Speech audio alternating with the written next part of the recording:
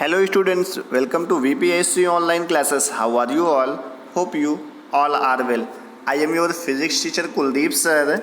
Today I will teach you about thrust and pressure. आज मैं आपको इस वीडियो में बेटा प्रणोद तथा दाब के बारे में बताऊंगा। किसके बारे में? प्रणोद तथा दाब। प्रणोद क्या होता है, दाब क्या होता है, विथ एग्जाम्पल आज हम लोग को उसके बारे में समझना है। तो आइए स्टार्ट करते हैं। तो आइए देखते हैं प्रणोद क्या होता है। किसी वस्तु की सतह पर लगने वाले लंबवत बल को, ठीक है, किसी वस्तु की सतह पर लगने वाले लंबवत बल को हम लोग क्या कहते हैं? प्रणोद कहते हैं। ठीक है बेटा, किसी वस्तु की सतह पर लगने वाले लंबवत बल को ही हम लोग क्या कहते हैं? प्रणोद कहते हैं, थ्रस्ट कहते हैं। ठीक है, उसके बाद आइए हम लोग देखते हैं प्रेशर के बारे में। दाब क्या होता है, प्रेशर क्या होता है, दाब क्या होता है? दाब इज इक्वल टू, यानी प्रेशर इज इक्वल टू होता है फोर्स अपान एरिया, यानी दाब इज इक्वल टू होता है बल अपान क्षेत्रफल। ठीक है, आप यहाँ से कह सकते हैं किसी वस्तु पर प्रति एकांक क्षेत्रफल पर लगने वाले बल को हम लोग क्या कहते हैं? दाब कहते हैं। क्या कहते हैं? दाब कहते हैं। आप यहाँ से कई चीज़ें देख सकते हैं, पहले दाब ही अच्छे से क्लियर करें। किसी वस्तु पर प्रति एकांक क्षेत्रफल पर लगने वाले बल को हम लोग क्या कहते हैं? दाब कहते हैं। पहले डिफिनीशन समझ लो, उसके बाद आपको मैं इतने अच्छे एग्जाम्पल बताऊंगा कि आपका एकदम पूरा क्लियर हो जाएगा। इसे हम लोग स्मॉल पी से प्रदर्शित करते हैं। ठीक है, आप बेटा यहाँ से हमको दो तीन चीज़ें ध्यान देना है। एफ अपान ए है, एफ फोर्स है, ए एरिया है, यानी एफ बल है, ए क्या है? क्षेत्रफल है। और P इज इक्वल टू होता है F बाई ए। इसका मतलब ये है प्री प्रोपोर्शनल 1 बाई ए है। ठीक है, इन्वर्सली प्रोपोर्शनल है।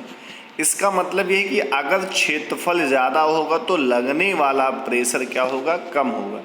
क्षेत्रफल ज़्यादा होगा तो लगने वाला प्रेशर कम होगा, और क्षेत्रफल कम होगा तो लगने वाला प्रेशर क्या होगा? ज़्यादा होगा। ठीक, इसको आपको दिमाग में रखना है। इसका मतलब क्या हुआ? प्री प्रोपोर्शनल ए। इसका मतलब ये होगा अगर फोर्स ज़्यादा लगाओगे तो लगने वाला दाब भी क्या होगा? ज़्यादा होगा। ठीक, इतना याद रखना है।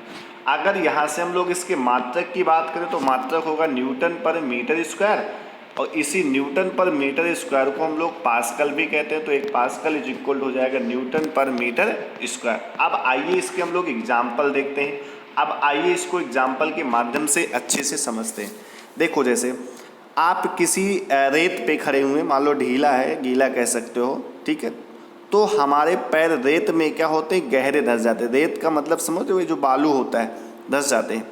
जब हम रेत पर लेट जाते हैं, आप इस पे विचार करिएगा।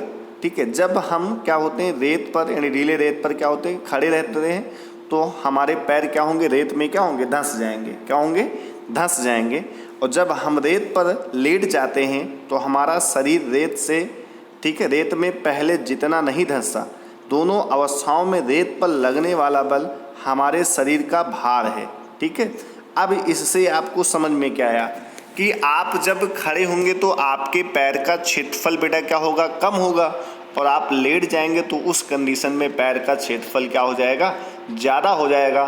तो अगर आप क्षेत्रफल ज़्यादा होंगे तो उस कंडीशन में जो लगने वाला फोर्स होगा बेटा क्या होगा? कम होगा ना। तो उस कंडीशन में क्या होता है? देर में आप धंसते हैं। ठीक है, और कई सारे कंडीशन इसके हम बता सकते हैं, एग्जाम्पल हैं। देखो, अच्छे समझा रहे हैं आपको एग्जाम्पल। देखो अगला एग्जाम्पल देखो, बसों या कारों, ठीक है, में प्रणोद बल कारों की अपेक्षा ज़्यादा होता है। कारों के टायर की तरह यदि बसों के टायर कम चौड़े रखे जाएं तो उनका दबाव क्या होगा? अधिक हो जाएगा, और वे धरती में धंस जाते हैं। इसलिए बसों या ट्रकों के टायर अधिक चौड़े रखे जाते हैं, जिससे कि उनका क्षेत्रफल बढ़ जाए और धरती पर दाब क्या हो? कम पड़ जाए। फिर से आप सुनिए, ध्यान दीजिए। जैसे क्या है? बस हैं, ट्रक हैं, इन सब चीज़ों के आप देखते होंगे कि जो टायर होते हैं चौड़े बनाए जाते हैं। क्या बनाए जाते हैं बेटा? चौड़े बनाए जाते हैं। चौड़े बनाने का मेन रीज़न ये है कि चौड़े बनाएंगे तो उसका क्षेत्रफल ज़्यादा होगा, तो धरती पे जो दाब लगाएगा उस कंडीशन में क्या होगा? कम होगा। और जब दाब कम होगा तो क्या होंगे? टायर धंसेंगे नहीं। टायर क्या होंगे बेटा? धंसेंगे नहीं। ठीक, उसके बाद आपको और एक दो एग्जाम्पल बताते हैं। ड्राइंग पिन को लगाते समय इसके चपटे भाग के क्षेत्रफल बल लगाते हैं।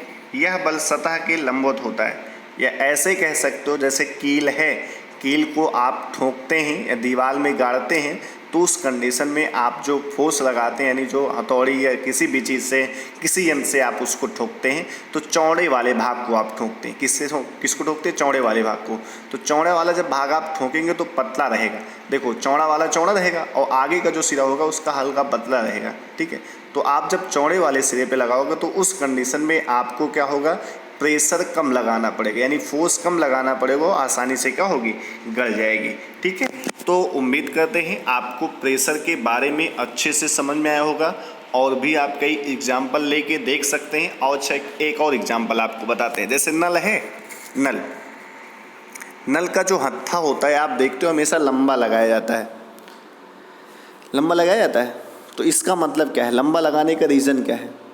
हत्था देखते होगे ना, गाँव में लगा रहता है नल में, अपने स्कूल में भी देखो नल लगा हुआ है पीछे ना, उसमें भी आप लोगों ने देखा होगा।